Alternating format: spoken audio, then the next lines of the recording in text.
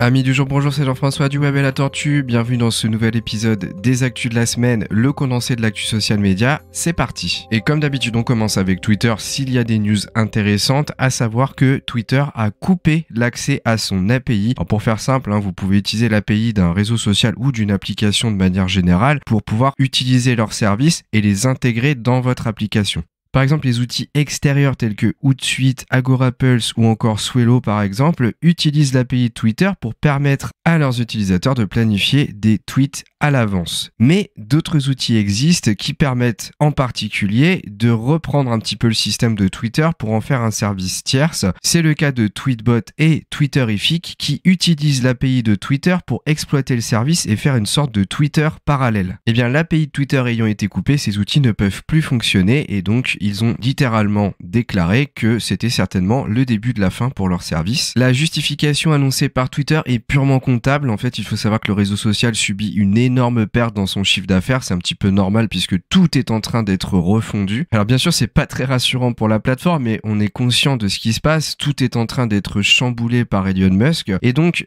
pour revenir à cette justification, il faut savoir que Twitter ne veut plus que d'autres outils reprennent leur API pour faire un Twitter bis. Et si on traduit, se faire de l'argent sur le dos de Twitter. Petit rappel parce que c'est sorti la semaine dernière, mais vous aurez bientôt la possibilité, si vous ne l'avez pas déjà, d'avoir un fil d'actualité à la TikTok. Alors pas dans le sens vidéo, mais dans le sens for you ou purement algo. C'est-à-dire que si vous avez des abonnements, vous allez pouvoir switcher entre un fil d'actualité qui chronologiquement vous balance tous les tweets auprès des comptes sur lesquels vous êtes abonné, ou un autre fil d'actualité algorithmique où là c'est Twitter qui vous propose des news, non pas par rapport à vos abonnements, mais plus par rapport à l'algorithme. C'est-à-dire que c'est Twitter qui va déterminer par rapport à vos centres d'intérêt et à vos habitudes, c'est-à-dire les tweets sur lesquels vous passez plus de temps, de constituer un fil d'actualité optimal. Allez, on passe au groupe Meta avec WhatsApp. La société prend 5,5 millions d'euros d'amende par la DPC, qui est la Commission de protection des données irlandaise. C'est déjà eux qui avaient infligé une amende à Facebook l'année dernière. Et d'ailleurs, l'origine de la plainte provient également de la même source. C'est une association de défense de la vie privée qui s'appelle Noib, qui est encore une fois à l'origine de cette plainte et qui a encore une fois gagné d'ailleurs. Alors je vous passe ces détails, mais vous doutez bien, c'est encore une fois un manque de protection de la vie privée des personnes et donc c'est lié au RGPD. D'un point de vue fonctionnalité, vous devriez bientôt pouvoir mettre à jour vos statuts de profil WhatsApp en mode vocal. Alors pour rappel, les statuts, vous savez, c'est quand vous êtes en ligne, quand vous êtes occupé, etc. Et bien là, vous pourrez dire, par exemple, je suis occupé parce que je suis en réunion, et là, les gens pourront écouter ce message pour savoir plus précisément, ce que vous êtes en train de faire. Allez, petite news transverse, Facebook, Instagram et LinkedIn, je ne savais pas trop où la placer, c'est plus une étude. C'est une étude réalisée par Agorapulse, le logiciel qui permet de planifier vos posts sur les réseaux sociaux, qui parle du taux d'engagement moyen des 3 réseaux sociaux dont je viens de parler. Facebook est à 2,49%, Instagram 7,64% et LinkedIn 2,78%. C'est marrant parce que LinkedIn, Facebook, c'est un petit peu la même dynamique, la même structure, et on est sur des taux d'engagement très similaires, alors qu'Instagram a quand même nettement le dessus. Alors on n'a pas l'information sur TikTok, j'aurais été curieux de le savoir parce que je pense qu'il aurait été encore plus élevé qu'Instagram, mais en tout cas ça vous donne une idée de savoir un petit peu si votre post est efficace, c'est-à-dire que sur Facebook ou LinkedIn, en gros s'il dépasse 3%, c'est que c'est positif, et sur Instagram, il faut que ça dépasse environ les 8% pour que ça ait fonctionné. D'ailleurs,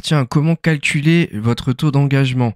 Sur Instagram et Facebook, vous allez faire le nombre total d'engagement divisé par la portée de la publication. Donc la portée, en fait, ça représente le nombre de personnes qui ont vu la publication, alors que les impressions représentent le nombre de fois que votre publication a été vue. Donc c'est une petite différence. Mais en tout cas, vous faites le premier chiffre divisé par le second, entre parenthèses, donc c'est la priorité, et ensuite vous multipliez ce résultat par 100 et vous aurez votre taux d'engagement pour Facebook et Instagram. Sur LinkedIn, c'est un peu différent. On va plutôt parler de taux d'engagement divisé par les impressions. Donc comme je disais, on a une variante sur Facebook et Instagram. On va prendre le nombre total d'engagement divisé par la portée, alors que pour l'autre, LinkedIn, on va prendre le nombre total d'engagement également, mais divisé par le nombre d'impressions, c'est-à-dire le nombre de fois où le post a été vu. Et on multiplie encore une fois ce résultat par par 100 et ainsi vous obtenez votre taux d'engagement. Alors en réécoutant cette petite partie, je me suis aperçu que la différence que je faisais entre la portée de publication et l'impression était pas claire. En fait, la portée, dites-vous que c'est un petit peu le nombre de fois où votre post a été lu, c'est-à-dire que les gens ont pris vraiment le temps de le regarder. Alors que le nombre d'impressions, c'est pas forcément qu'ils l'ont regardé, c'est juste que quand ils ont scrollé dans leur fil d'actualité, eh bien le post est apparu. Mais c'est pas pour ça qu'ils sont vraiment intéressés précisément au contenu. Par contre, pourquoi on le fait comme ça sur LinkedIn et pas sur les deux autres? Tout simplement parce qu'on n'a pas forcément l'accès à la donnée de portée dans les statistiques gratuites de LinkedIn, chose qui n'est pas le cas sur la Meta Business Suite de côté Facebook et Instagram. Et puis pour terminer sur les explications, tant qu'on y est, le nombre total d'engagement, donc l'engagement, qu'est-ce que c'est? En fait, c'est tout ce qui va regrouper les commentaires, les likes, les repartages, et vous allez cumuler ces statistiques-là, ça va vous donner un nombre total, et ce nombre total, il faudra le diviser par la portée ou l'impression, et le résultat, on le multiplie par 100. Et là, je pense que vous avez compris, enfin j'espère. D'ailleurs, si vous n'avez pas compris, n'hésitez pas à me le dire en commentaire de ce podcast sur YouTube. Allez, on passe à YouTube. Pour rappel, dès le 1er février, j'en ai parlé la semaine dernière, vous pourrez monétiser vos shorts si vous êtes partenaire du programme. Pour être partenaire, il faut avoir 1000 abonnés et avoir cumulé 10 millions de vues sur 90 jours, c'est énorme. Mais si vous avez respecté ces critères, eh bien dès le 1er février, vous bénéficierez du programme et vous pourrez monétiser vos shorts. Je vous annonçais également la semaine dernière que YouTube avait mis en place une nouvelle politique contre les gros mots. Des vidéos seront donc démonétisées si elles contiennent trop d'insultes, voire une seule pourrait suffire d'ailleurs. Eh bien, ils ont promis de revoir leur copie puisqu'ils sont énormément critiqués. Il faut savoir que YouTube applique un petit peu sa méthode anglo-saxonne à tous les pays et que tous les pays n'ayant pas la même culture, ayant plus peut-être d'ouverture d'esprit sur ce sujet, eh bien, YouTube va revoir sa copie de manière individualisée. Il est donc probable, je l'espère, je l'avais dit la semaine dernière, que d'ici quelques mois, peut-être quelques semaines, YouTube ait revu sa politique d'utilisation en France. Et on finit ce podcast avec une toute petite news sur TikTok qui a annoncé vouloir tout faire pour rester présent aux États-Unis. C'est pas vraiment une surprise et qu'ils étaient en train de mettre en place un